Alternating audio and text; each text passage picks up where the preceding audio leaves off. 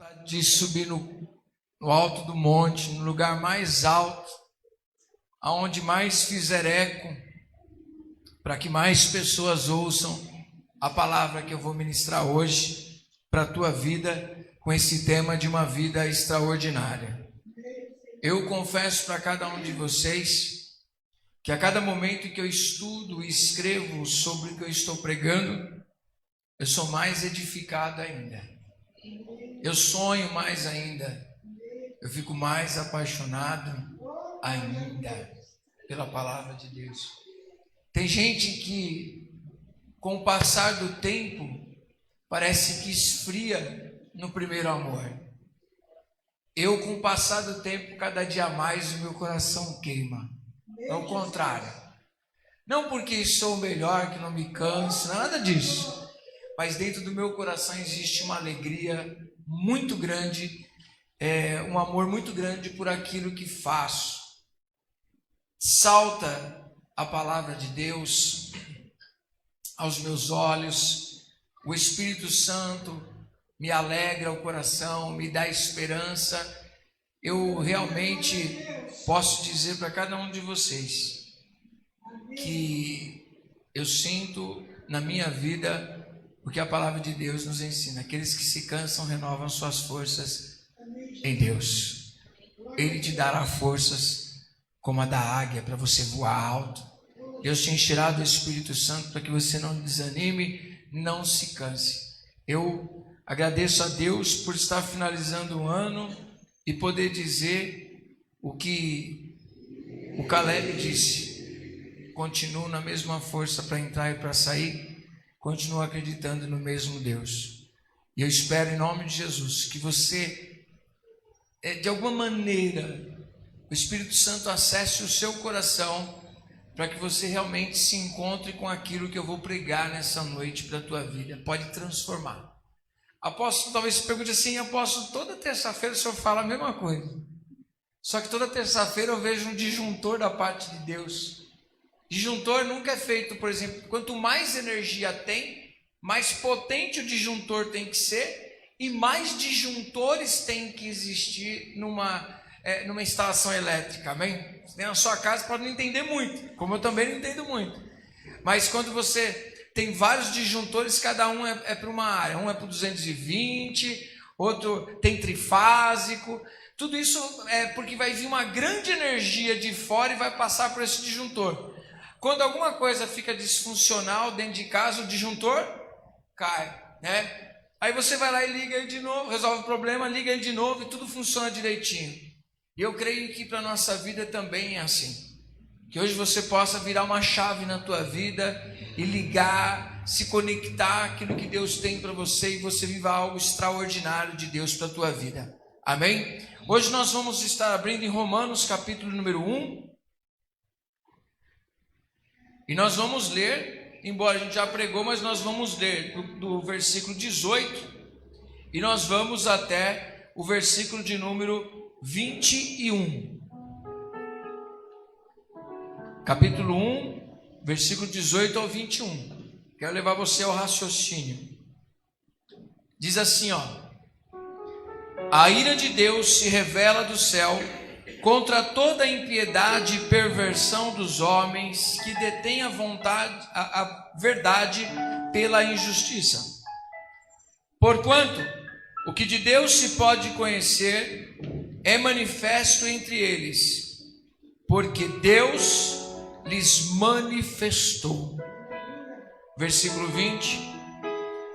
Porque os atributos invisíveis de Deus, assim o seu eterno poder, como também a sua própria divindade, claramente se reconhecem desde o princípio do mundo, sendo percebidos por meio das coisas que foram criadas. Tais homens são, por isso, indesculpáveis. No versículo 20 tem 3 pontos a gente levantar aqui. Um deles é o que eu vou estar ministrando hoje, outro é o que a gente já ministrou, e também outro ponto é a causa pela qual as pessoas são indesculpáveis. Diga assim para a pessoa que está ao seu lado: você é indesculpável. Sabe por quê? O que nós ministramos na terça-feira retrasada? Nós falamos sobre uma revelação geral e uma revelação especial de Deus. Todos nós, mesmo quando não estávamos na igreja, não tivemos o nosso encontro com Cristo, nós víamos, como continuamos vendo, como toda a humanidade vê, que um Deus poderoso criou todas as coisas. Amém? Antes de você ser cristão, dessa maneira também, talvez tem pessoas que são por tradição, por família, mas não sabem nem o que é também, mas diz que acredita em Cristo, mas não sabe muito bem o que é esse negócio de acreditar em Cristo. Mas mesmo antes de você vir a conhecer a Deus como você conhece hoje, você já acreditava num Criador dos céus e da terra. Amém? Quase que poucos de nós, quase que nenhum, a maioria das vezes é difícil, né? Mas a gente encontra pessoas, como nós vimos, pensamentos sobre Deus, os ateus. Alguém aqui já foi ateu? Alguém já foi ateu aqui? Não? Então, é um pouquinho mais fácil para você. Então, você teve um contato com a religião, ainda que não perfeitamente, mas você foi ensinado que existe um Deus que criou todas as coisas. Depois, com a sua percepção, você foi crescendo com a sua própria percepção, com os seus próprios olhos, você viu que existe um Deus criador dos céus e da terra. Ponto. Nada mais do que isso. Depois, quando você veio a ser cristão, o Espírito Santo te convenceu dos seus pecados e te convenceu de que você precisa se arrepender e de que você precisa ter um encontro verdadeiro com Cristo e fazer com que você aceite sobre a sua vida esse perdão na pessoa de Jesus Cristo, o sangue derramado naquela cruz para te perdoar diante de Deus. Nós aprendemos que em Cristo há uma revelação especial, em Cristo habitou a plenitude de Deus. Como Jesus muitas vezes falou, quando perguntavam para ele, mostra-nos o Pai, ele falou, eu e o Pai somos um, ao olhar para mim você vê o Pai. Então Jesus está dizendo o quê? Que ele era o Pai, ou ele estava no Pai e o Pai estava nele. Ele não era o Pai, ele é o Filho, e Deus, o Pai, estava nele. Mas como nós víamos Deus em Cristo? Pela sua aparência, primeiro ninguém nunca viu Deus, mas olhando para Cristo, víamos o caráter de Deus expresso em totalidade na pessoa de Jesus Cristo. Amém? Então Deus estava se revelando para as pessoas, só que muitos não o receberam, mas conforme diz João capítulo 1, todos quantos o receberam, deu-lhes o poder de se tornarem o quê? Filhos de Deus. João capítulo número 1. Ok? Então, nós aprendemos isso através das Escrituras. Olha a importância das Escrituras, porque as Escrituras, elas são a maneira registrada na história de pessoas, escritas para nós sobre a pessoa de Deus. Então, quando a Bíblia está falando sobre Gideão, está falando sobre Abraão, está falando sobre Davi, está falando sobre reis bons, reis maus, juízes maus, profetas sérios e profetas não sérios, profetas falsos, profetas verdadeiros, na verdade elas não estão falando diretamente somente das pessoas. Ela está falando de Deus se revelando nessas pessoas. Então Deus revela em Abraão o caráter dele. Deus ele revela nos profetas verdadeiros e nos profetas falsos o que é que ele faz, o que é que lhe agrada, o que não lhe agrada.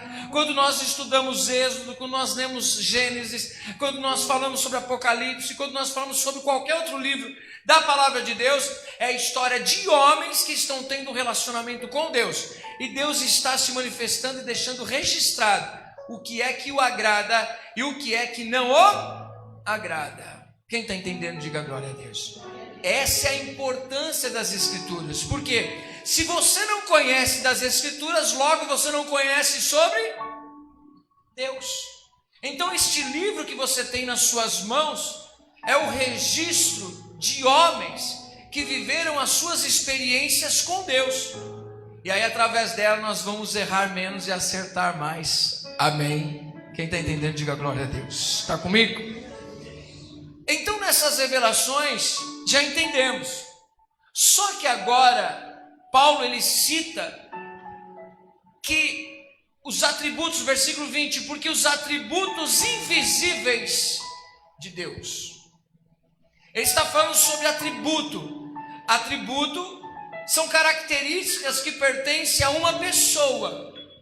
Toda pessoa tem seus atributos, seus gostos, suas vontades, o que te agrada, o que te irrita. Você não é uma pessoa? O que constitui uma pessoa? É todo o seu mundo interior, quem ela é. Pessoa não é simplesmente porque é um corpo, não. Porque existe várias coisas que te compõem além de fisicamente, também intelectualmente, também nos seus sentimentos. Cada um tem um jeito de lidar com seus sentimentos, sim ou não? Tem uns mais explosivos, outros menos explosivos, uns mais pacatos, outros mais agitados. Cada um tem sua maneira peculiar de ser. E às vezes a gente quer muito que as pessoas sejam como a gente é, porque aí parece que vai ser menos problema, sim ou não? A gente quer muitas vezes impor quem nós somos nos outros, mas Deus mesmo respeita as pessoas, e nós precisamos aprender a respeitar a individualidade de cada um. Amém? Cada um tem o seu jeito. A Dani estava ministrando aqui na sexta sobre multiforme. A multiforme graça de Deus, ela é manifestada em multiforme maneiras das pessoas serem. Deus usa cada um de um jeito. Deus usa a intelectualidade de Paulo. Deus usa também, a gente não pode dizer que Pedro não conhecia nada das Escrituras, porque ele também era judeu, então ele cresceu também conhecendo as Escrituras, mas não na profundidade de Paulo. Mas Deus usa tantos outros que escreveram a Bíblia dentro da sua cultura, dentro da sua capacidade, mas eles estão falando sobre Deus, revelando Deus, e Deus vai capacitando cada um conforme Ele quer. Isso é a manifestação da multiforme graça de Deus. E aí nós, dando aqui a spoiler, que fala para vocês, na pregação da Denise, trazendo para cá, né, que a ministração ela que trouxe, mas foi Deus que deu, então é de Deus, então eu posso usar, né? Eu não vou ter que pagar direitos autorais para ela. Mas nós aprendemos o quê? Que aí nós somos inseridos como parte do corpo de Cristo. Eu não sou o corpo, nós somos membros de um corpo, membros uns dos outros, e todos unidos formamos o corpo de Cristo. Quem está entendendo? Glória a Deus. Vocês vão entender toda essa conexão. Então, sabendo desses valores, sabendo como Deus usa, sabendo que Deus usa na individualidade, cada um do seu jeitão, por isso não cobro que as pessoas sejam do seu jeito. Eu sempre falo para as pessoas, para os discípulos, para as pessoas que pregam, para os líderes, eu falo, cada um tem seu jeitão, mas Deus tem o jeito dele, que é do jeito dele que tem que ser adorado.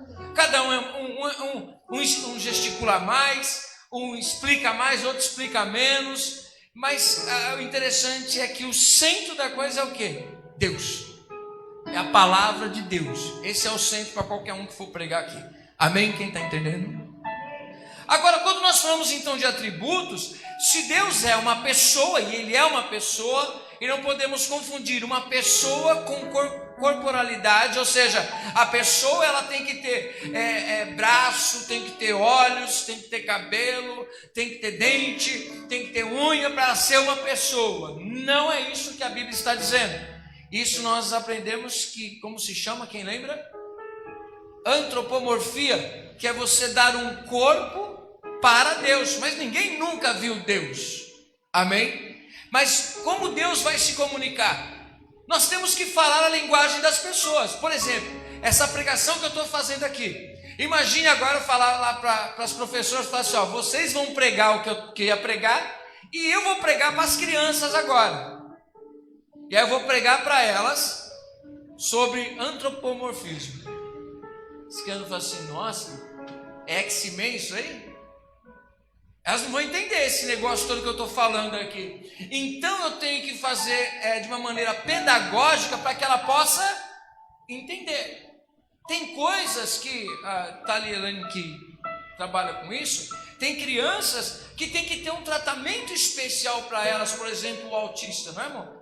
O autista tem que ter um tratamento especial, ele não entende da mesma maneira, ele não tem a mesma concentração. Então na psicologia você tem que adaptar. Tudo que é com uma criança normal, você adapta. Normal que eu falo que não tem essas mesmas necessidades. Normal não sei quem é, né?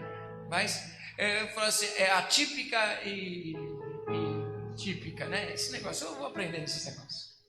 Mas nós aprendemos a adaptar para que elas entendam, senão não vai ficar em nada.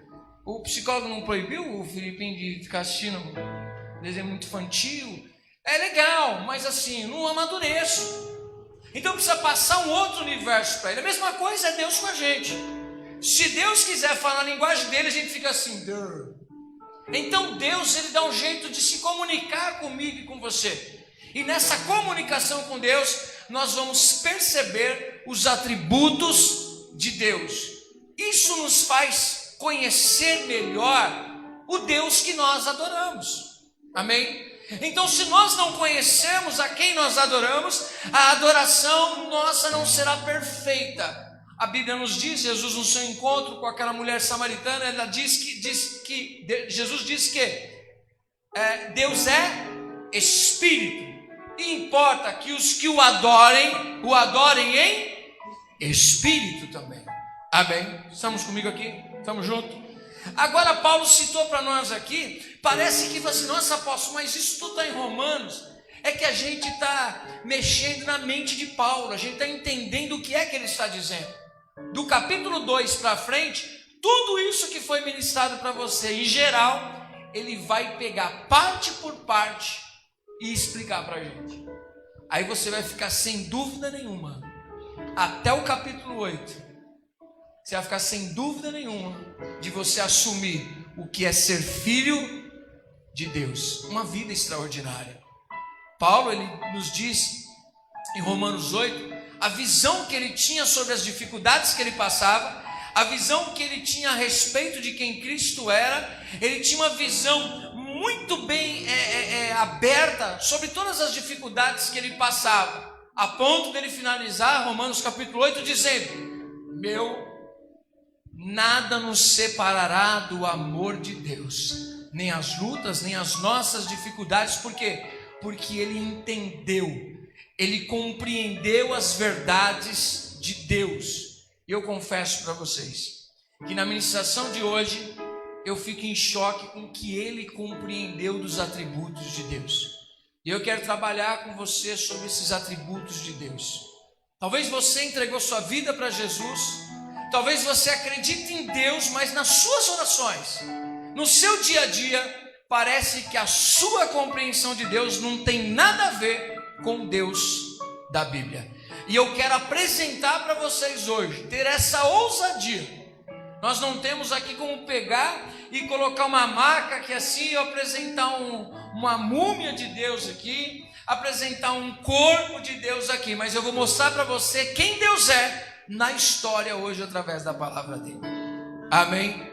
Abra sua Bíblia comigo em Salmos, capítulo de número 139.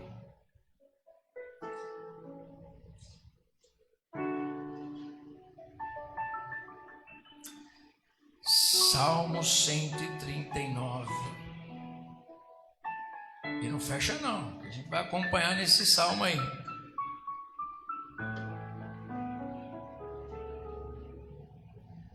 Se eu tivesse uma voz da hora, eu cantava para você esse salmo aqui. Mas eu não tenho, você conhece, você traz a sua memória esse louvor que diz o começo desse salmo, porque do versículo de número 1 ao versículo 6 vai falar sobre um dos atributos incomunicáveis de Deus. Deixa eu dizer uma coisa para você classificar. A gente falou de revelação geral e uma revelação especial. Revelação geral, nós vemos no mundo que existe um Deus que criou todas as coisas. Revelação especial, nós lemos nas Escrituras, como eu expliquei, e também vemos na pessoa de Cristo. Os atributos, nós vamos enxergar Deus aqui. Amém? E como é que o salmista, ele mostra quem é Deus? Ele tinha compreensão de quem é Deus. Diga assim: eu preciso ter a compreensão de quem é Deus. Amém? Então agora vem comigo, por favor. Por favor, eu quero muito que você saia daqui impactado pela palavra, não por mim. Eu quero que você saia daqui impactado pelo que a palavra de Deus significa para a nossa vida hoje. Olha o que ele diz. Que oração maravilhosa. Senhor, tu me sondas e me conheces. Sabes quando me assento e quando me levanto. De longe conheces os meus pensamentos. Esquadrinhas o meu andar e o meu deitar, e conhece todos os meus caminhos. Ainda a palavra não me chegou à boca, e tu, Senhor, já conhece toda essa palavra. Tu me cercas por trás e por diante, e sobre mim põe a tua mão. Tal conhecimento é maravilhoso demais para mim, e sobremodo elevado, não o posso atingir. Aí o refrão diz o que desse louvor? Sonda-me, ó Deus, conhece o meu coração, prova-me os pensamentos e vê se há em mim algum caminho mau, e guia-me pelos caminhos eternos. É isso. Se eu não tivesse voz de pernilongo, eu ia cantar inteiro para você. Mas o que é que ele está falando aqui? De um atributo de Deus que ele não compartilhou com você nem comigo. Semana que vem, se Deus assim o permitir, nós falamos sobre atributos que Deus comunicou com a gente. Esse atributo Deus não comunicou. Quando a Bíblia diz lá em Gênesis que Deus formou o homem conforme a sua imagem, conforme a sua semelhança, é porque ele deu atributos ao homem que existem nele. Mas alguns atributos Deus não compartilhou com o homem. E um dos atributos que Deus não compartilhou com o homem é justamente esse que Davi disse aqui, do 1 ao 6, chamado onisciência. Sabe o que significa isso? Presta atenção. Deus te conhece de burca, como Deus te conhece nu. Deus te conhece nas trevas, como Ele te conhece na luz. Deus te conhece e te encontra no lugar mais escuro e no lugar mais profundo que você estiver. Só que a Bíblia está nos mostrando aqui que o Senhor, além de conhecer o externo, Deus, Ele conhece você lá dentro. Antes de você abrir a sua boca para orar, Ele já tudo percebe o que está dentro do seu coração. Por isso que às vezes não adianta a gente querer florear para fora se dentro a gente está ruim. É legal que a gente se preocupe com a imagem, com as pessoas. Por isso que Deus ele não se relaciona com personagens.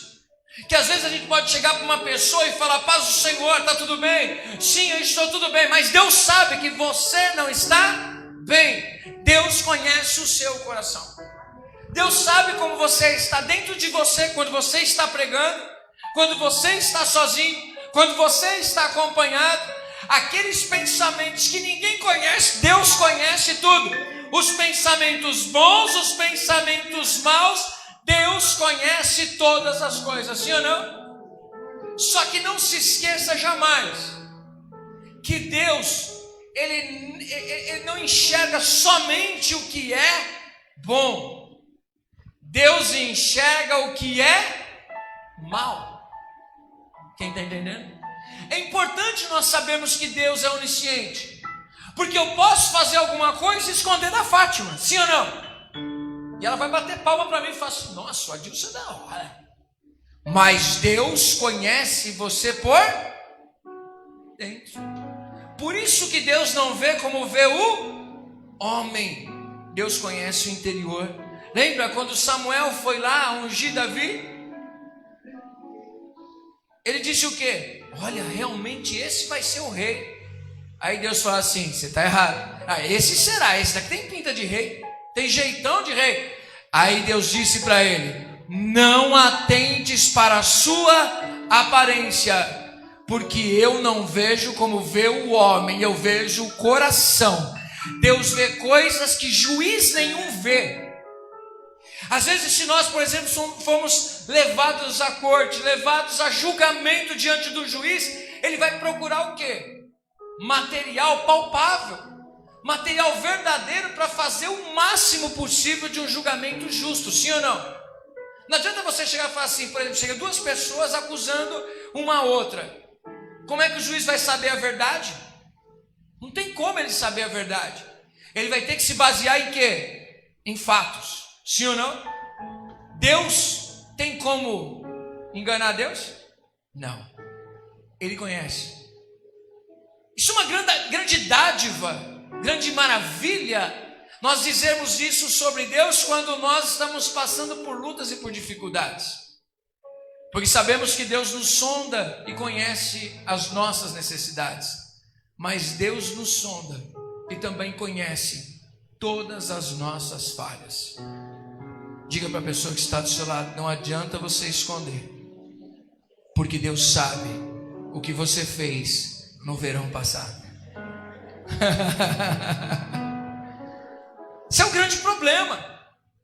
Só vou trazer rapidinho, depois a gente vai trabalhar mais isso. É nessa hora que quando Deus olha, Ele vê que a pessoa que comete atrocidade, e você diz assim: eu não acredito que aquela pessoa tem coragem de matar, que aquela pessoa tem coragem de roubar, aquela pessoa tem coragem de adulterar. Não acredito num negócio desse. Eu sou melhor do que ela. Aí Jesus vem e diz assim: você não é melhor. Por quê? O que você não fez, você desejou dentro de você. Então você será condenado, porque Deus, Ele julga fora o íntimo.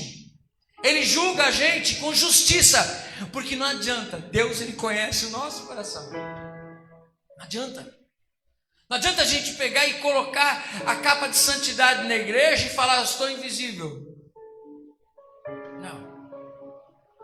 Deus te vê e conhece todas as coisas. Quem está entendendo? Isso é um grande problema, não é? Sim. Para quem é pecador, isso é um grande problema. Se a gente conseguisse esconder as coisas de Deus, fala: opa, posso ser julgado, ninguém viu. Amém? Quem está entendendo? Mas se torna um grande problema para pecadores. Por isso que as pessoas preferem, muitas pessoas, e quando eu estou escrevendo livro tem muita informação que eu não preguei aqui, que senão a gente vai mais longe ainda, passa o ano que vem todinho pregando no Romanos capítulo 1. É esse pensamento que eu tenho sobre as pessoas que lutam para provar que Deus não existe. Porque se Deus não existisse, que eu tenho certeza que Ele existe, você crê também? Se Deus não existisse, todos nós estaríamos perdendo tempo e não vamos ter a quem prestar conta de nada. Está entendendo? Então o que significa isso? Eu posso fazer o que eu quiser, mano. Não existe nada desse negócio de Deus, não. Cada um é o seu próprio Deus. Cada cabeça é uma sentença. Cada um tem sua verdade. Você pode chegar do jeito que você quiser. Deus não existe. Ou seja, tudo isso é mentira. É utopia. Deus não existe. Você que criou Ele na sua cabeça e você acha que Ele vai te condenar, você acha isso, você acha aquilo. Por quê? Porque você é massa de manobra. As pessoas estão manipulando sua cabeça. Mas Deus, que nada. Não vai rolar isso que você está pensando que vai rolar, não. Quem está entendendo? Então diga comigo: onisciência. Somente Deus tem. Vem cá, para nós aqui. Graças a Deus, nós não temos onisciência. Dá uma olhadinha nos olhos da pessoa que está do seu lado e fala assim: já pensou se você soubesse o que passa na minha cabeça? Eita Deus! Já pensou o marido olhando para a mulher e falando assim: amor, eu te amo? E a mulher poder sondar. A mulher que é desconfiada de tudo, né? Eu quero sondar o seu coração para ver se é a verdade que você está falando. Já pensou um olhar para o outro e falar assim: nossa, adivinhei seus pensamentos? Meu Deus, acho que o ser humano seria uma ilha mesmo. A gente se isolaria, porque até a gente já fala assim: não acredito que eu pensei isso a meu respeito. Quem está entendendo? Sim ou não? Pregando para gente sincera, sem máscara, essa é a realidade. Então louvado seja Deus que Ele não deu isso para a gente. Mas, também entendendo que Deus tem todo o conhecimento, me ajuda a pregar para a pessoa e dizer assim: Deus não precisa da sua opinião. Pode dizer para ela, não vai ficar ofendida não. Diga para ela: Deus não precisa da sua opinião. Quando Deus vai falar com Jó, o que ele diz? Ele fala assim: Jó, aonde você estava quando eu formei a terra?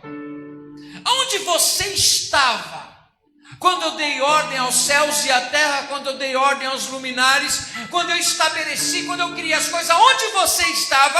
A quem que eu estou devendo alguma coisa? Para quem foi que eu pedi opinião?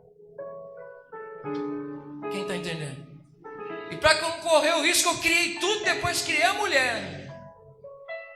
E dei o ó primeiro, para a mulher não ficar dando muita opinião. Eu nunca tinha terminado nada.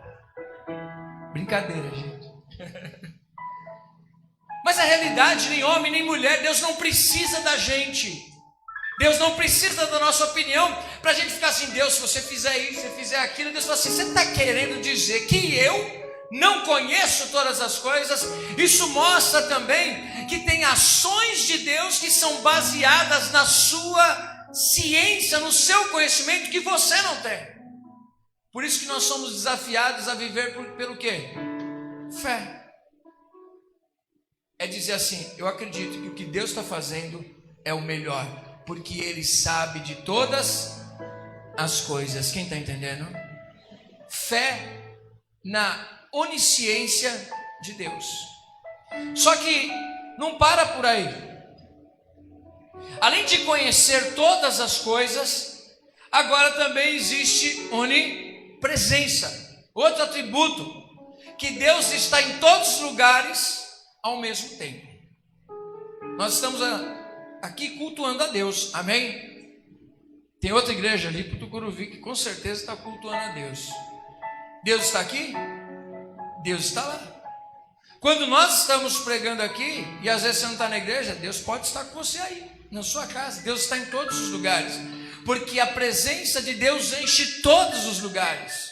Só que não é um panteísmo, que tudo é Deus. Nós vemos o poder de Deus, a ação de Deus em todas as coisas criadas, mas as coisas criadas não são deuses, porque senão a gente abraça o panteísmo, dizer: não, tudo é Deus, o animal é Deus, a lua é Deus. Não, nós vemos a manifestação de Deus. Você quer ver como é importante nós entendermos isso, que Deus se manifesta em coisas, mas as coisas não são Deus. Por exemplo, o povo de Israel tinha um objeto com eles que representava quem? Deus, a presença de Deus. Qual era o nome desse objeto? A arca. Só que um dia eles têm a ideia de levar a arca para a batalha que eles estavam perdendo. Na cabeça deles, eles entenderam que levando a arca, eles levam quem? Deus. Só que aí eles perderam a batalha e perderam a arca. Quer dizer que eles perderam a presença de Deus? Não, a presença de Deus eles já tinham perdido antes, ou seja, a aprovação de Deus para a vida deles, porque eles estavam de aliança quebrada. A arca foi levada embora, e a arca não fez diferença nenhuma na vida do povo de Israel, mas fez diferença na vida do povo filisteu, porque a arca representava a presença de Deus. Então nós não podemos dizer que a arca era Deus. Era na arca que Deus se manifestava. Nós não somos Deus. Essa igreja não é Deus. Tudo aqui pertence a Ele, e aqui Ele pode se manifestar, mas essa cadeira não se torna Deus. Eu não posso te dar botiche e falar: você levou Deus. Eu não posso te dar marquinha, você levou Deus. Eu não posso colocar aqui uma arca da aliança grande e falar, nós temos Deus. Não, nós temos representatividade da presença de Deus. Quem está entendendo, diga glória a Deus. Versículo 7 em diante. Se nos primeiros, do 1 ao 6, nós vemos que Deus conhece todas as coisas, na segunda parte nós vamos ver que Deus enche todas as coisas e está em todos os lugares. Versículo 7. Pode ver que uma coisa está emendada na outra. Amém? Está bem linkado, né? Para onde me ausentarei do seu espírito? Para onde eu fugirei da sua face? Se eu subo aos céus, o Senhor está lá. Se faço a minha cama no mais profundo abismo, lá o Senhor está também. Se tomo as asas da alvorada e me detenho nos confins dos mares, ainda lá me haverá de guiar a tua mão e a tua destra me susterá. Se eu digo, as trevas com efeito me encobrirão, e a luz ao redor de mim se fará noite, até as próprias trevas não te serão escuras. As trevas e a luz são a mesma coisa. Aqui nós estamos vendo que Deus conhece você por dentro, e aonde você estiver, Ele vai enxergar você. Estou escondidinho no fundo da igreja, Deus está te enxergando. Eu fui para a ilha, Deus está te enxergando. Estou no ventre do grande peixe, ali Deus está te enxergando. Nada se oculta ao olhar de Deus. Aí eu pergunto, para onde você vai fugir da presença de Deus? Quando nós vemos Jonas fugindo, ele está fugindo da responsabilidade, porque de Deus ele não tem como fugir. E Deus encontra ele no barco, Deus encontra ele na barriga do grande peixe, até que ele é vomitado, porque Deus preenche todas as coisas, mas as coisas não prendem Deus. Por que tem muitas vezes as pessoas que vão para a igreja, as pessoas que fazem campanha, e não conseguem mudar a história? É porque está entendendo que campanha prende Deus. Vou fazer 7 dias de campanha para você aqui. Nesses 7 dias de campanha você vai receber a chave da vitória, querido. Desde o primeiro dia ou fora dos 7 dias, se você não tiver a presença de Deus, você não será vencedor em nada. Por quê? Porque não é a campanha que prende Deus, não é a chavinha que eu te der que vai prender Deus, não é o seu projeto de vida que vai prender Deus. Amém? Ou você anda em santidade e pratica a palavra de Deus, ou Deus não estará com você. Ah, mas Deus não vai me ver? Vai. Deus não vai me ouvir? Vai. Deus não vai conhecer meu pensamento? Vai. Ele só não vai compactuar com o que você faz, com o que você pensa, com o que você sente. Quem está entendendo? Ah, então eu vou fazer o seguinte, eu vou fugir. Tem gente que se engana, e fala, não, eu entendo tudo isso que o senhor está pregando, mas e por que age desse jeito então? Eu vou pegar, presta atenção no que eu vou dizer, eu vou sair daqui, eu fiz algo que denegriu a imagem do cristão, de pastor e tudo mais. Aí eu saio daqui e vou abrir igreja lá em Paraná. As pessoas não me conhecem, mas Deus, ali Ele me vê. Você é autoridade em São Paulo como é no Paraná, se você estiver alinhado com Deus. Caso contrário, você é mais servo do diabo do que servo de Deus, falando em nome de Deus. Porque não é falar de Deus, é viver com Deus a diferença. As pessoas muitas vezes se esquecem do que Jesus disse. Muitos naquele dia, que dia é esse? É hoje? É amanhã? Não, naquele grande dia do juízo, vai ser Jesus, nós abrimos a igreja, nós falamos no teu nome, nós fizemos isso, nós fizemos aquilo, e Jesus vai dizer, apartai-vos de mim, porque eu nunca tive parte com o que vocês fizeram. Eu tenho parte com a minha palavra. Então quando eu pego e lanço a palavra de Deus, é automático que ela acontece, porque Deus tem aliança com o quê? A palavra. Não significa que Deus tem aliança comigo. Por isso que nós não podemos balizar, dimensionar o nosso ministério, o nosso relacionamento com Deus através do que nós fazemos, do que as pessoas batem palmo, não. Nós devemos balizar o nosso relacionamento com Deus com o que nós somos lá na onipresença de Deus. Quando Deus nos encontra sozinhos, quando Deus nos encontra lá na escuridão, quando Deus nos encontra nos lugares mais escabrosos, lugares que a gente quer mais esconder, é ali que a gente revela que relacionamento que nós temos com Deus. Quem está entendendo? Eu vou sair daqui, eu vou para outro lugar. Você vai fugir da presença de Deus? Por isso que é melhor você estar posicionado aonde você estiver, onde Deus te colocou, porque você não vai ter como fugir dele. Se você mudar de emprego, você pode mudar de empresa.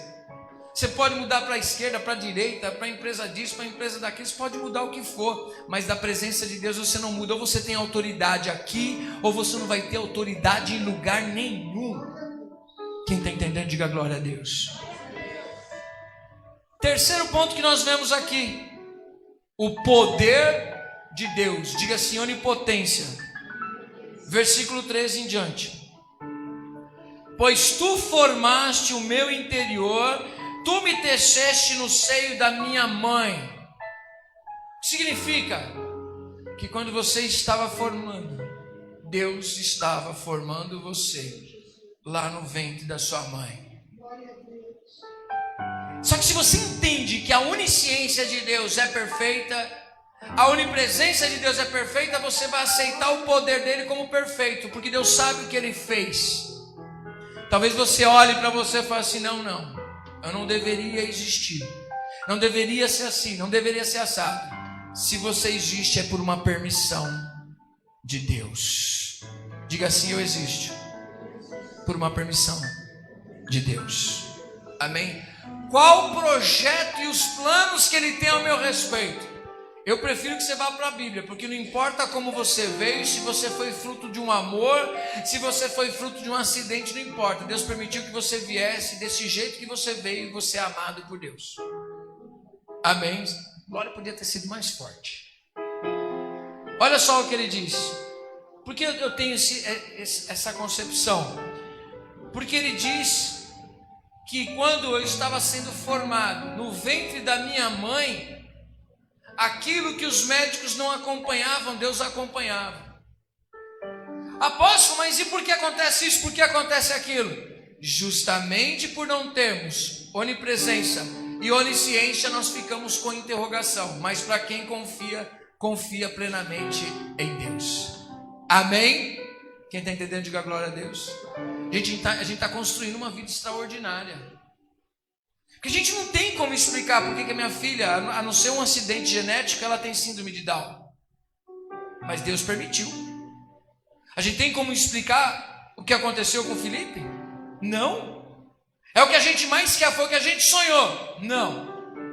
Foi o que Deus permitiu e assim é. E pela onisciência dele e a fé nele, nós aceitamos, assim como eu aceito a minha filha, assim como a gente aprende a lidar com dificuldades da vida, sabendo que Deus está no controle de todas as coisas.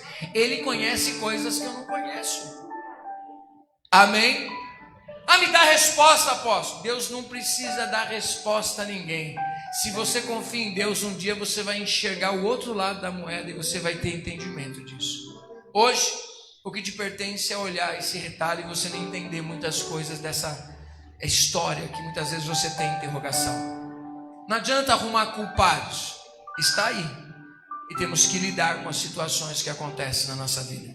Coisas que são nossas decisões, mas coisas que são permissões de Deus, que não fomos nós que inventamos essa história. Quem está entendendo, diga glória a Deus. Você tem fé ainda em Deus? Você confia na onisciência de Deus?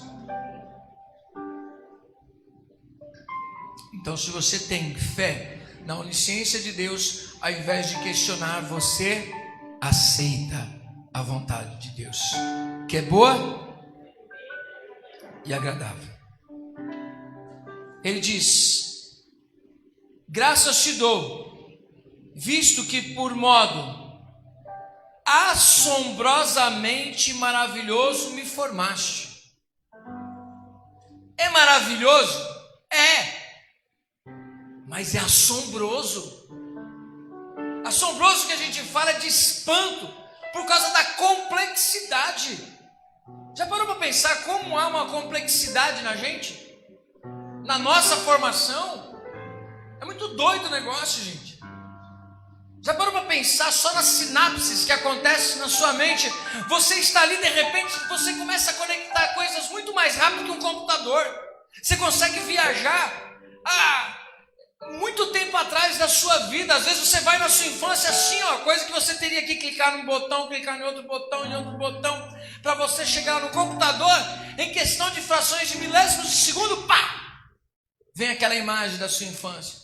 Um cheiro te lembra alguma coisa? Sim ou não?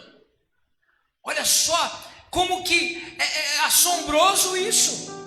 Diante da nossa pequenez, isso é assombroso. Um Deus que tem esse poder de criar do nada as coisas. Vemos a complexidade dos animais, a beleza. Meus 2 cachorrinhos são lindos, não são? É um barato, meu. Você curte quem gosta de bichinho? Quem gosta de bichinho aí? Você fala, meu, um barato, o jeitão, a personalidade que eles têm, cada um tem um jeito, meu. E às vezes eu fico olhando assim, falando com Deus, para um lá no portão e fico olhando para a rua vidrado, o outro fica latindo desesperado para ele, tipo, mano, me dá atenção, e o cachorro ignora ele. E aí você vê o jeitão, aí ele vem com aquele carinho todo, e daqui a pouco o outro age de outro jeito, não quer o carinho, não quer que abraça. Aí você leva ele, por exemplo, para fazer algum exame, e aí vai fazer aquele ultrassom no cachorrinho. Quem já fez ultrassom no cachorrinho? Faz ultrassom no cachorrinho. Aí você vê aquela complexidade de ligação de uma coisa na outra. Quando você vai fazer um exame, quando teu filho vai fazer um exame, quando uma criança está sendo gerada, você fala, meu Deus do céu, isso é assombroso, foge da nossa compreensão. A gente sabe que é um espermatozoide, aí tem lá o óvulo, é assim, mas e como que foi criada essa complexidade, irmão? É simples o resultado, mas não é tão simples assim, está ali, é um filho, mas é a complexidade, a vida emocional, que se inicia numa ligação tão grande com a mãe desde o ventre, não é isso, mamães? A mamãe padece, o filho padece junto. A mamãe se alegra, o filho se alegra junto. Passa o sentimento para os filhos. Olha que complexidade. Sim ou não? A vida está dizendo, meu, isso me deixa assombrado em olhar essas coisas desse Deus que nós servimos. E ele diz, ó, as tuas obras são admiráveis. Acho que deu para interpretar o que ele está falando aqui, né? E a minha alma o sabe muito bem. Os meus ossos não te foram encobertos, quando no oculto fui formado e entretecido como nas profundezas da terra. Os teus olhos me viram, a substância ainda informe, eu nem tinha forma, Deus já me via. Que preciosos para mim, ó Deus, são os teus pensamentos, e como é grande a soma deles. Se as contasse, excede os grãos de areia. Contaria sem jamais chegar ao fim. Isso para mim é um salmo de alguém apaixonado pelo Deus que serve. Eu vou falar uma coisa para você. A maior riqueza da minha vida, é Deus. Apóstolo, se você não tivesse existido, você não passaria pelas tribulações que você passa. Talvez o mundo seria melhor sem mim. Você não choraria o que você já chorou. Você não sofreria o que você sofreu. Você não perderia o que você já perdeu. Você não sentiria as dores que você já sentiu e que vai sentir. Os sofrimentos que virão pela frente, as tristezas, as decepções, porque isso infelizmente é natural na nossa vida, sim ou não? Mas se me perguntasse, se você tivesse poder de escolha, você gostaria de ter existido? Sim. Mas por quê? Porque se eu não tivesse existido, eu não teria experimentado o amor de Deus. Mas apóstolo, se você não tivesse existido, você também não sentiria a falta. Ok. Mas diante da grandiosidade do que é sentir o amor de Deus e o cuidado, o zelo do Deus eterno, vale a pena qualquer sofrimento na vida. Vale a pena existir e passar pelas dificuldades. Por quê? Por causa do amor de Deus. Sem isso, aí eu confesso, nada faria sentido e eu não gostaria de ter existido. Mas existir e poder desfrutar desse amor vale a pena. Eu acho que talvez, eu não sei, não conversei com ele, mas eu acho que talvez seja esse sentido quando, não sei se foi o Baruch que escreveu, quem foi que escreveu esse louvor, mas diz que vai valer a pena, que eu não compreendo seus caminhos, mas te darei a minha canção, doces palavras te darei, e lá no final eu vou poder cantar o quê? Vai valer a pena. Senhor, valeu a pena cada lágrima derramada, cada momento vivido, cada choro, cada alegria, valeu e vale a pena. Eu costumo olhar para a cruz e dizer: Senhor, eu vou fazer valer a pena a minha vida, eu vou fazer valer a pena tudo. E é isso que muitas vezes, vocês me perdoem eu expressar dessa maneira para vocês, é isso que muitas vezes as pessoas não estão sabendo fazer com a própria vida. Não sabem o que é adorar a Deus, estar na igreja, estão perdendo o seu tempo, em vez de desfrutar da graça, em vez de desfrutar dessa oportunidade de dizer: Senhor, vale a pena cada luta, vale a pena cada madrugada que se acorda, vale a pena qualquer coisa que se passe pelo teu amor, vale a pena. É isso que essas pessoas da Bíblia são tão diferentes muitas vezes do que nós, de poder colocar a cabeça num cepo e falar assim: pode cortar a cabeça, mas eu não nego, meu Deus, eu amo e vale a pena cada momento. Eu vejo Paulo orando no final da vida dele, porque é assim que finaliza a vida extraordinária de Paulo. Eu tenho certeza que ele dizia: valeu a pena. Cada prisão, cada açoite, vale a pena morrer pelo teu evangelho, vale a pena. E hoje temos sido uma geração de cristãos tão mimada, tão fraca, que a gente não tem coragem de abrir mão de um sono para adorar a Deus. Não sabemos reconhecer o amor de Deus lá na cruz, entregando o Filho por mim e por você. Isso se chama, no mínimo, ingratidão com o que Deus te deu.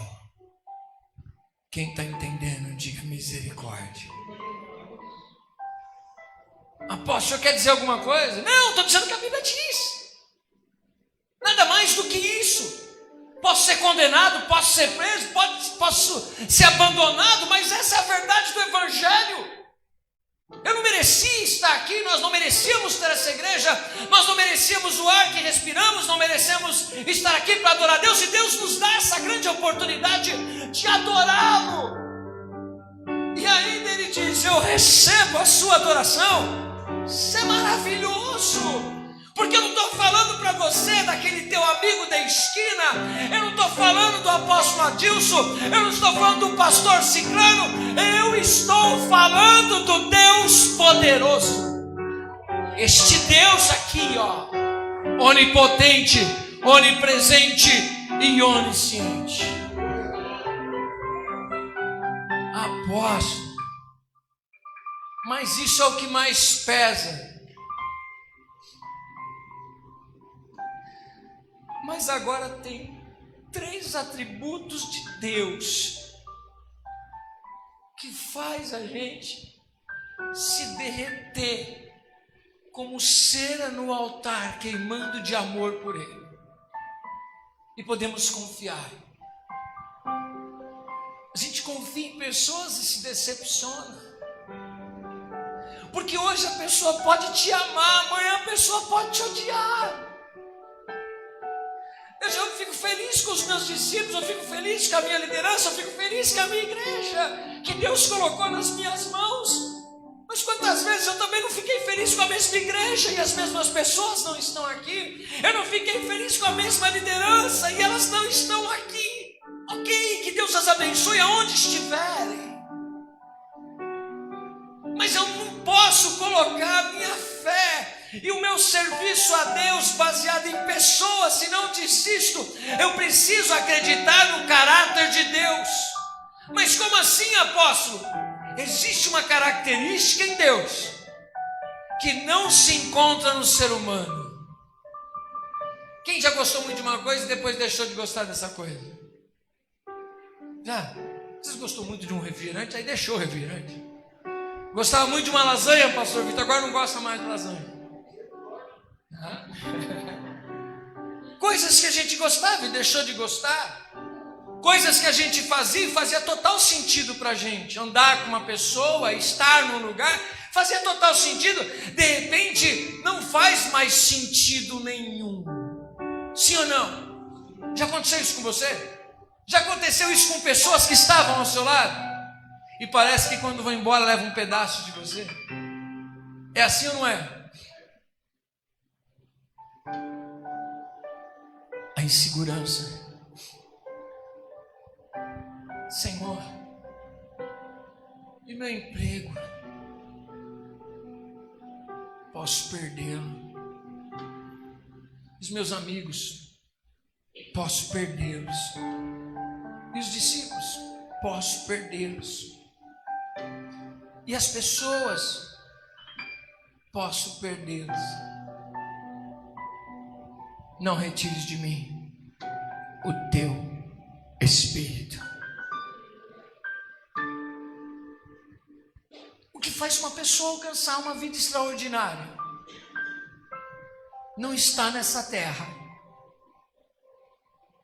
Por isso que Jesus ensinou: calma, não se desespere, busque em primeiro lugar o reino de Deus, a sua justiça, e essas coisas serão acrescentadas. Aonde estiver o seu tesouro, ali estará o seu coração. Cuidado.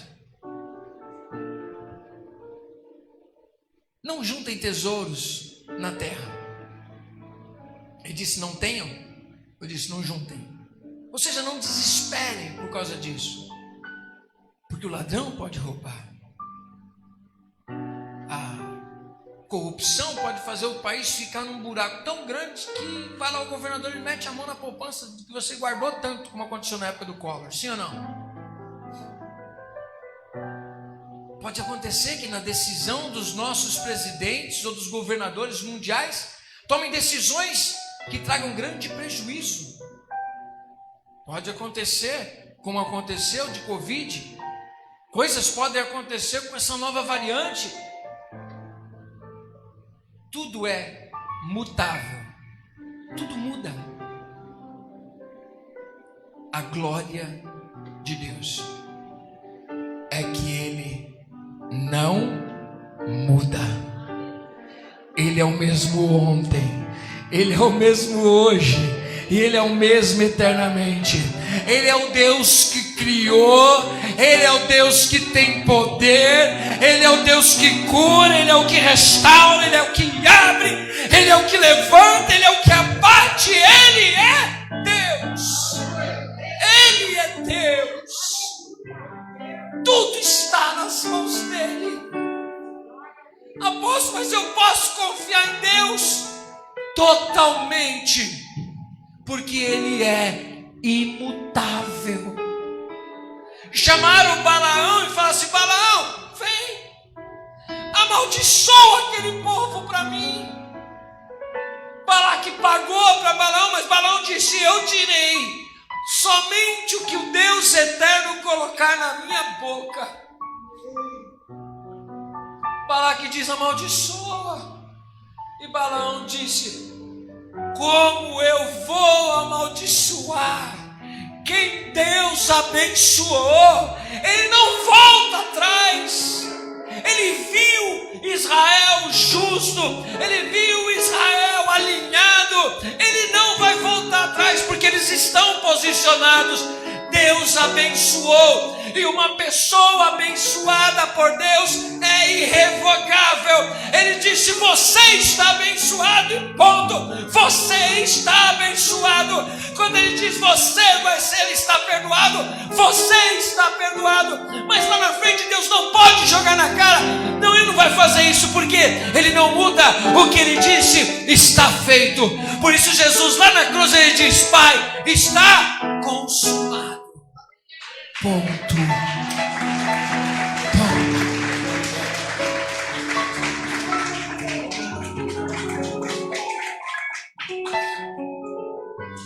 Eu não olho essa passagem de Números 23, 19 a 23 pelos olhos de Balaão. Eu olho pelos olhos de Balaque. Que Deus é esse?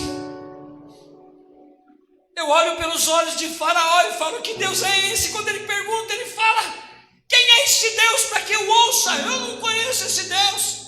Mas você conhecerá que eu sou Deus dos deuses. Você conhecerá quem eu sou. Deus não muda. E a razão pela qual Ele não muda é que nós podemos ficar em paz. Outra razão que eu acho essa linda, e eu tenho que ler para você. 1 João capítulo número 4. Vamos ler. Você que gosta de anotar, falei sobre Números 23, 19 a 23, sobre imutabilidade. Agora nós vamos falar sobre amor. 1 João capítulo número 4.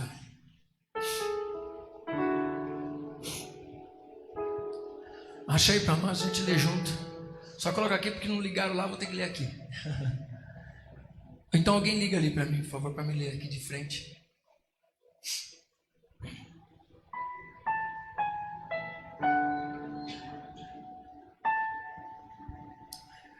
João 4. Olha o que diz: amados, não creiais a todo espírito, mas provai se os espíritos são de Deus, porque já muitos falsos profetas se têm levantado no mundo. Nisto conhecereis o Espírito de Deus. Todo espírito que confessa que Jesus Cristo veio em carne é de Deus. E todo espírito que não confessa que Jesus Cristo veio em carne não é de Deus.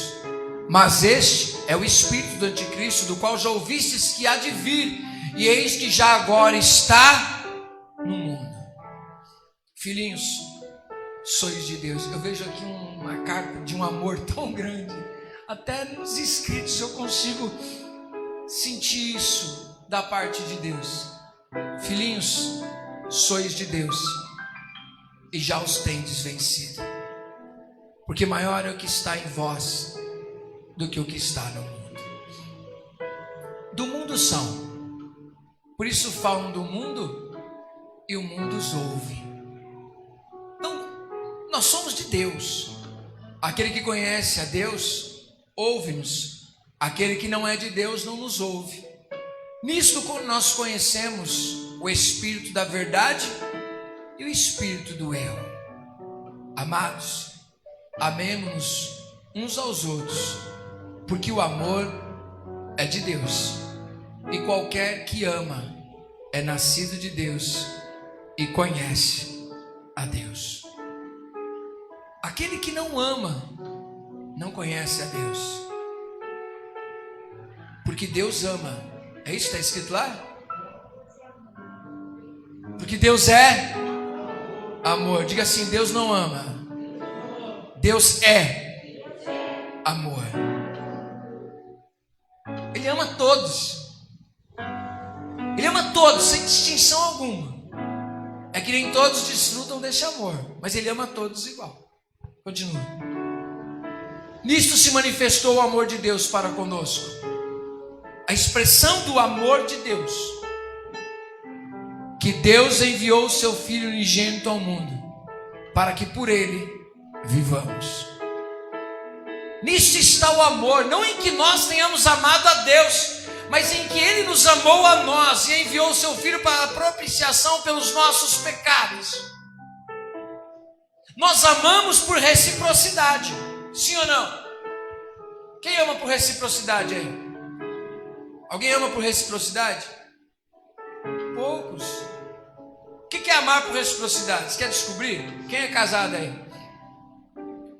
Sua esposa te dá uma surra todo dia. Para não dizer que é óbvio. Sua esposa te dá uma surra e deixa você sem ração sempre. Sua mulher não te ama, não te respeita, só te coloca lá embaixo e diz que você não vale nada.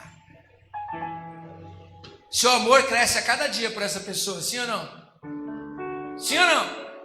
Vocês estão com medo, gente? Não, a gente vai descansando daquilo. Um relacionamento tóxico que só destrói a gente. Tem nada acontecendo de bom no relacionamento. Aí começa a acontecer o que com o amor? Diminuir, diminuir, até se extinguir por aquela pessoa. Sim ou não?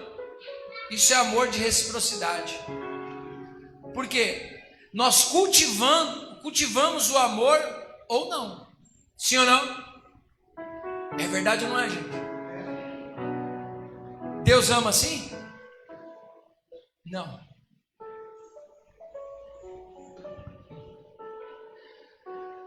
A gente falha, a gente decepciona, entre aspas, dizendo de maneira humana, decepciona a Deus.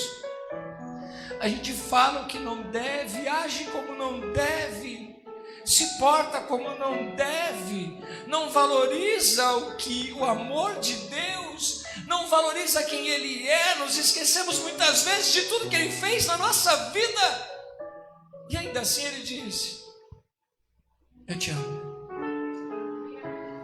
Quando você olha as palavras duras dos profetas, diz: você se assentou como árabe no deserto, você se prostituiu com vários homens, e ainda assim eu te digo: volta-te para mim, porque eu perdoo o seu pecado e te lavo.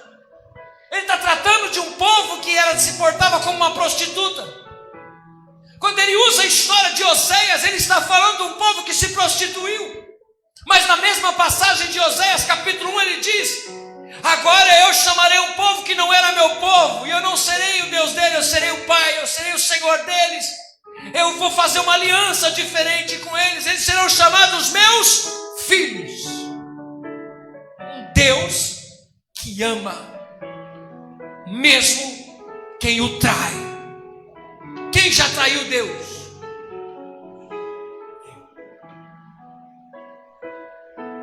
Então como não amá-lo? Como não retribuir o mínimo? Porque Ele me perdoou dos meus pecados. Ele me perdoou como Ele perdoou Pedro, que negou, que tinha parte com Cristo, mas foi perdoado. Eu falo: Deus, que coisa linda, porque Jesus mandou chamar Pedro, não mandou chamar outro. Mesmo que Pedro tinha caído, Jesus falou: diz para Pedro que eu ressuscitei. não só os seus irmãos, Pedro. Você vai entender essa verdade. Um amor desse avassalador, um amor deste Deus tão poderoso. Aleluia. Aleluia. Amados, se Deus assim nos amou, também nós devemos amar uns aos outros. Ninguém jamais viu a Deus. Se nós amamos uns aos outros, Deus está entre nós? Não. Deus está onde?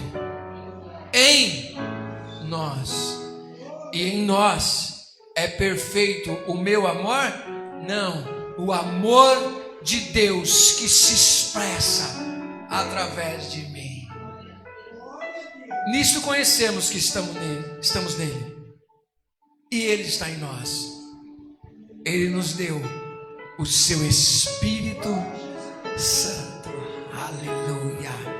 E vimos e testificamos que o Pai enviou o seu Filho para Salvador do mundo.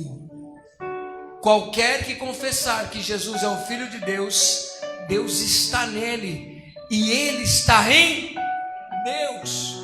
E nós conhecemos e cremos no amor que Deus nos tem. Deus é amor, e quem está em amor está onde? Em Deus. E Deus está onde? Nele. Nisto é perfeito o amor para conosco, para que no dia do juízo tenhamos confiança. Confiança em quem? No caráter de Deus, porque qual Ele é, somos nós também neste mundo.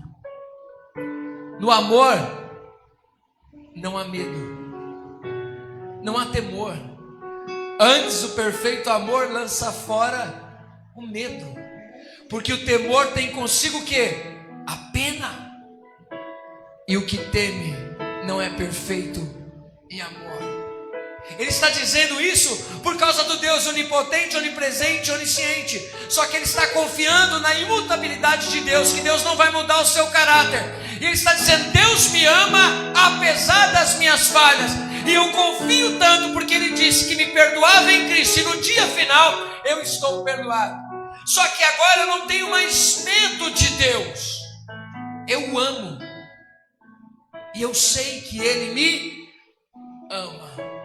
E quando eu desfruto desse relacionamento, a gente canta o que a gente canta aqui, na maioria das vezes na ceia. Não tenho tempo para perder com ressentimentos, porque eu sei que Ele me ama. Eu não tenho tempo a perder com coisas secundárias. O primeiro lugar é que Ele me ama. É você dizer: o amor de Deus me basta. Amém? Você pode dizer isso? O amor de Deus me basta. Ponto. E as outras coisas? Bênçãos de Deus. Mas o amor de Deus me basta. Você não tem medo de Deus, apóstolo? Não. Por quê? Eu amo. Eu não tenho dedos para falar com Deus. Deus não tem dedos para falar comigo. Ele puxa da cinta e dá no lombo. Mas porque Ele ama. Porque eu sou filho. Então pode bater, pai, que eu não vou embora. Eu não vou embora. Porque o Senhor é tudo. Pode tirar qualquer coisa, menos o teu espírito de mim. Se é para ser tratado, vou ser tratado. Mas jamais desistirei do seu amor. Eu sei. Cara, vou dizer para você, eu tenho certeza. Deus me ama. Eu sou amado de Deus. Deus me ama muito. Você não tem nem noção. Nem eu tenho noção do quanto Ele me ama. Se Ele te amasse, você não passava por isso. Não. Ele me ama muito muito mais do que essas coisas são pequenas. São coisas, dificuldades e qualquer luta muito pequena diante da glória que há de ser revelada. Isso é vida extraordinária. Quem está entendendo, diga glória a Deus. Só assim a gente vai poder dizer: tudo posso naquele que me fortalece. Tem mais aí? Nós o amamos. No mínimo. E talvez, não sei se posso dizer no máximo, porque Ele nos amou primeiro. Cara, como Deus amou a gente.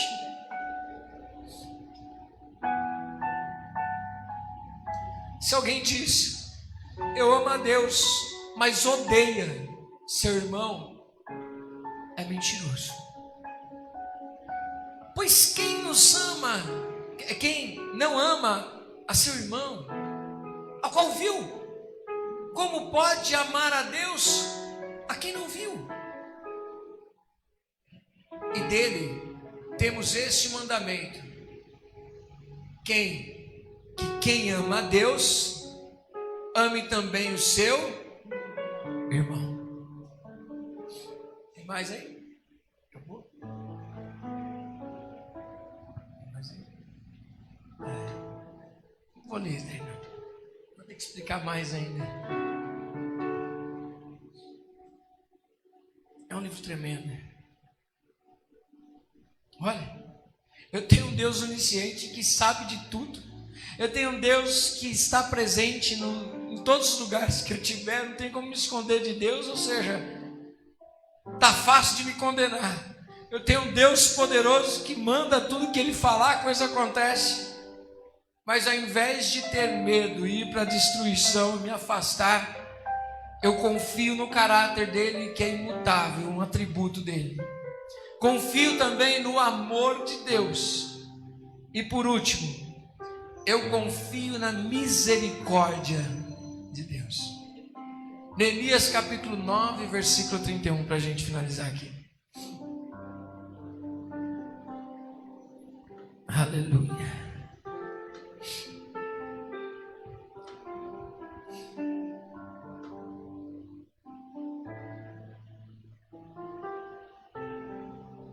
Vamos ler juntos daí? 1, 2, 3. Mas pela tua grande misericórdia os não destruístes, nem desamparastes, porque és um Deus clemente e misericordioso. Por que Deus não nos destruiu? Você é alvo, eu sou alvo da misericórdia e da graça de Deus. Aonde abundou o pecado, superabundou a graça de Deus. Desfrutar da misericórdia, da graça.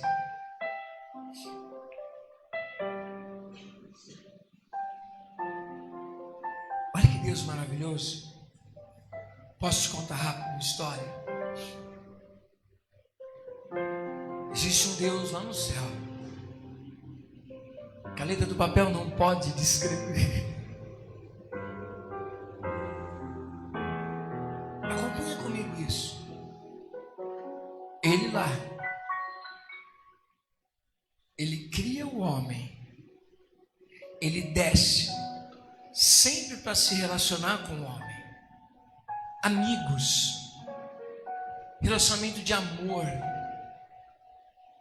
Mas este homem quebra a aliança com Deus. Deus olha para ele e diz: meu, era para dar tudo errado. Vai, que eu vou desenvolver um plano para te salvar. O homem sai. Deus fecha o jardim, porque não há mais sentido nenhum ali no jardim. O homem vai embora. Deus vai atrás dele. Vai em busca. Isso é o amor. O amor impulsiona Deus. Como ele disse para Jonas: como que você tem coragem de ter misericórdia de você e dizer que eu não tenho que ter misericórdia de pessoas que não sabem discernir.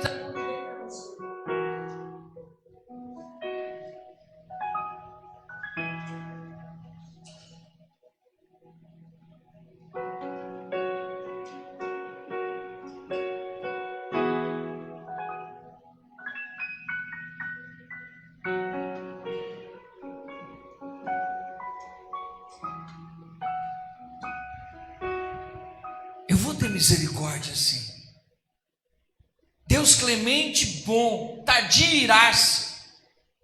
Eu vou restaurar a vida deles. E nós vemos na história algo lindo. Que Deus liberta o povo de Israel e diz para eles: eu quero ser o vosso Deus. Deus de perto, não Deus de longe. Deus, ele tem um santuário. Acompanha comigo, gente, por favor.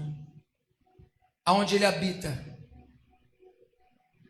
Deus decide habitar no meio do povo. Deus chama Moisés e diz: Moisés, construa um lugar de habitação para mim. Êxodo 25. Construa um tabernáculo, porque ali eu habitarei no meio de vós. Moisés constrói o tabernáculo, o povo se junta, constrói o tabernáculo no centro do acampamento, porque isso aponta para Deus, que Deus deve ser o centro do seu povo. E todas as tribos acampavam ao seu redor.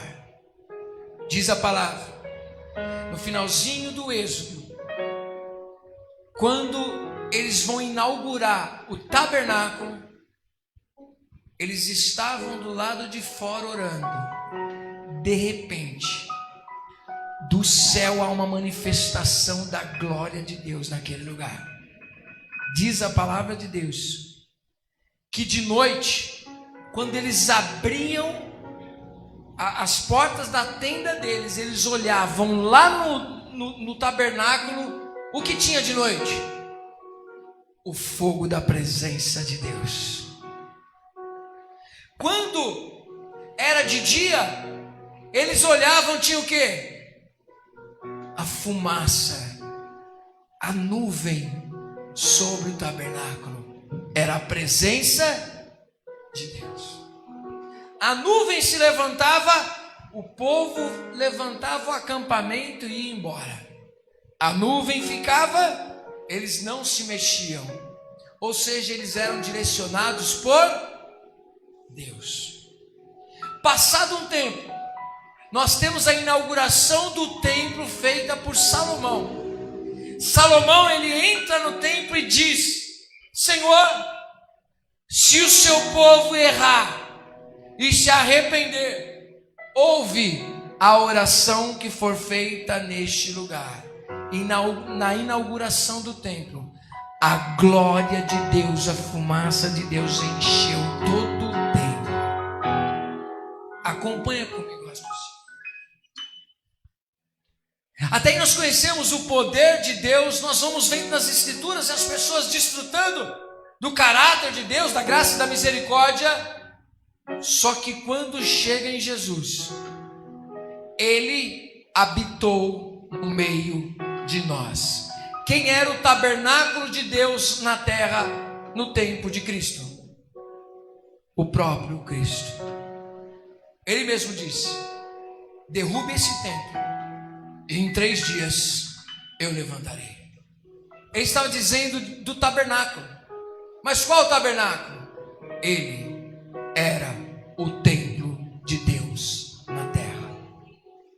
A Bíblia nos diz que a virgem conceberia e daria à luz a um filho e chamá-lo-ão de quê?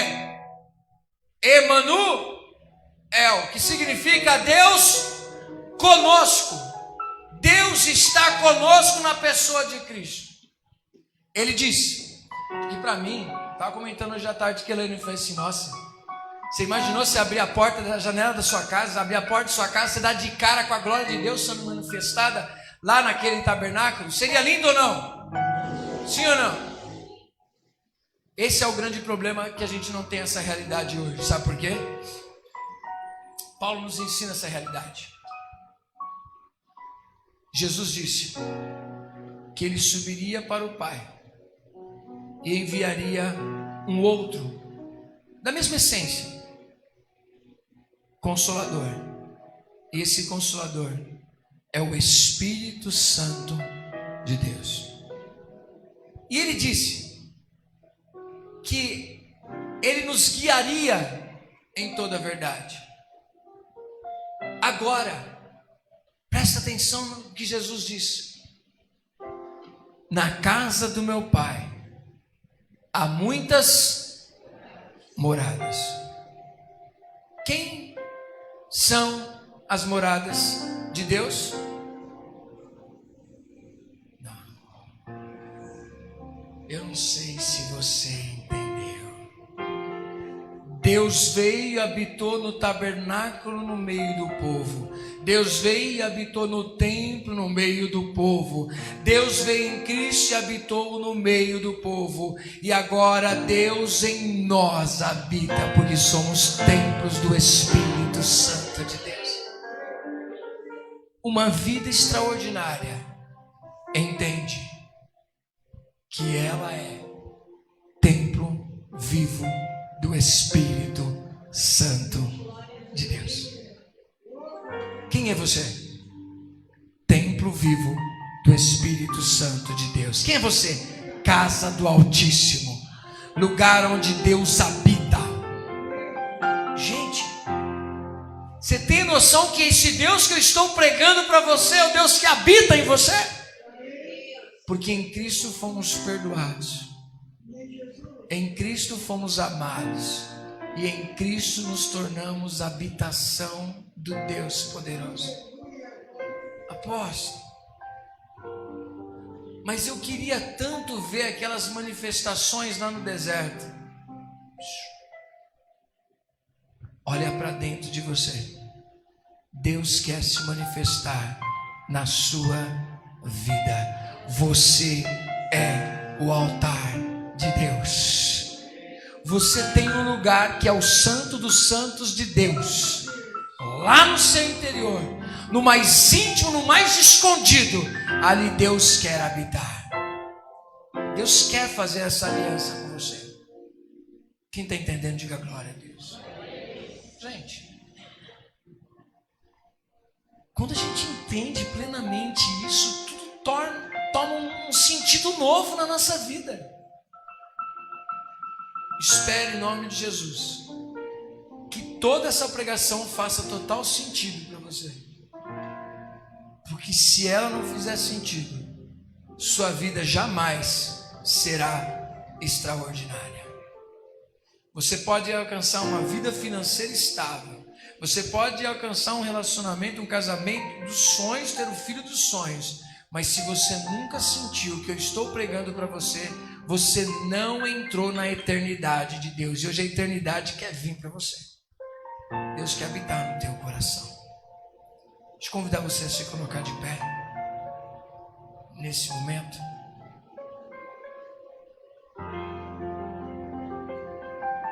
Depois de uma pregação dessa, aquele louvor não faz mais sentido.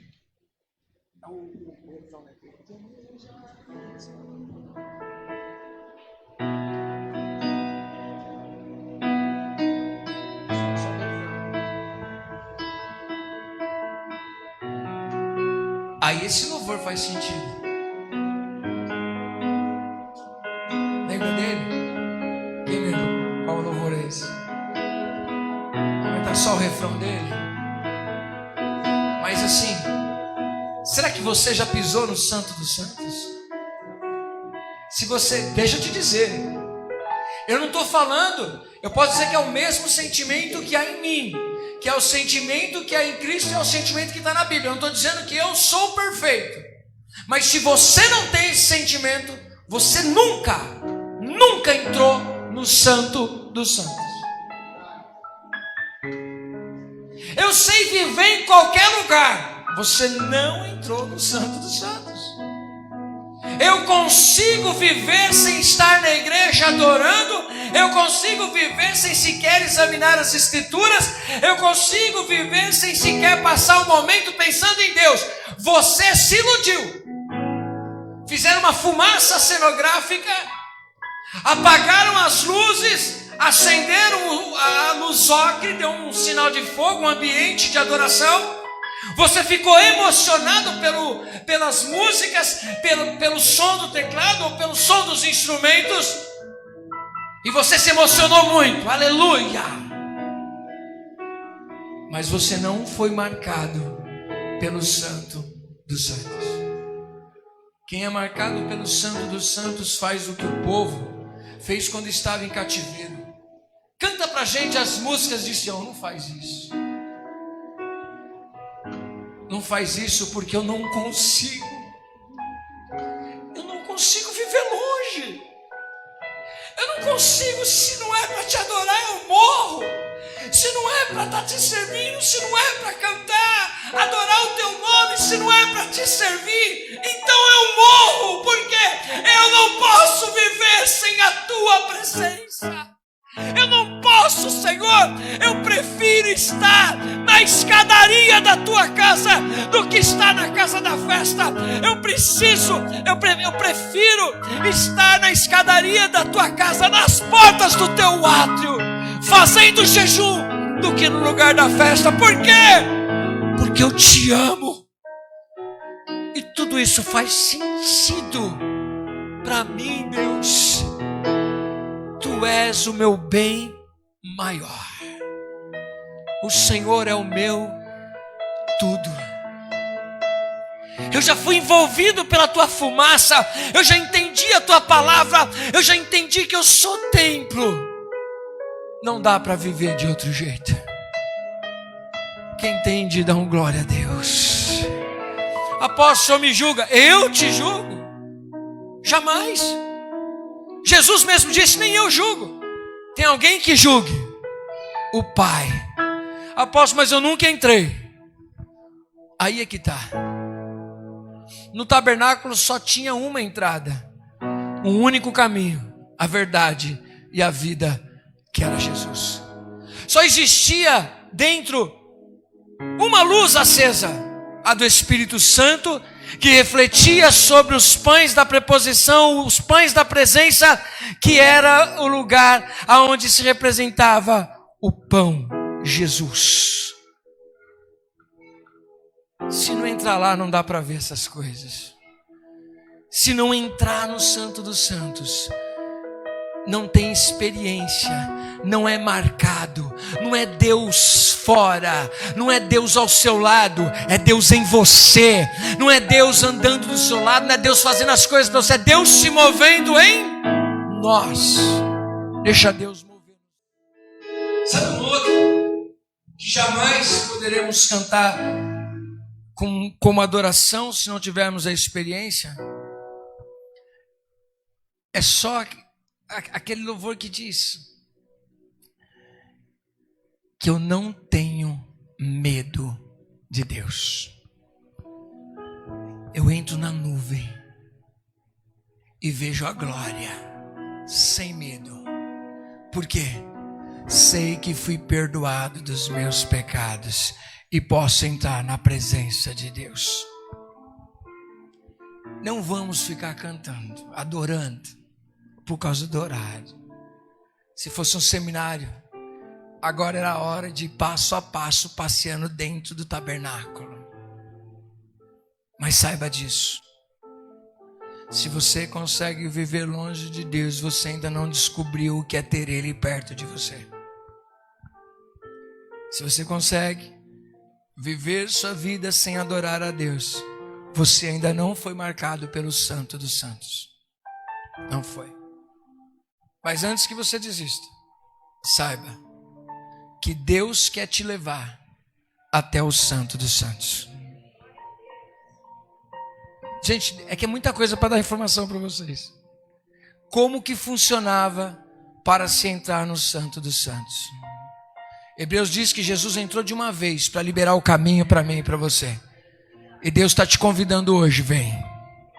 Vem para o Santo dos Santos, o lugar da intimidade com Deus. É isso que Ele tem para você. Amém? Espero que você tenha entendido um pouco sobre os atributos de Deus e você possa desfrutar.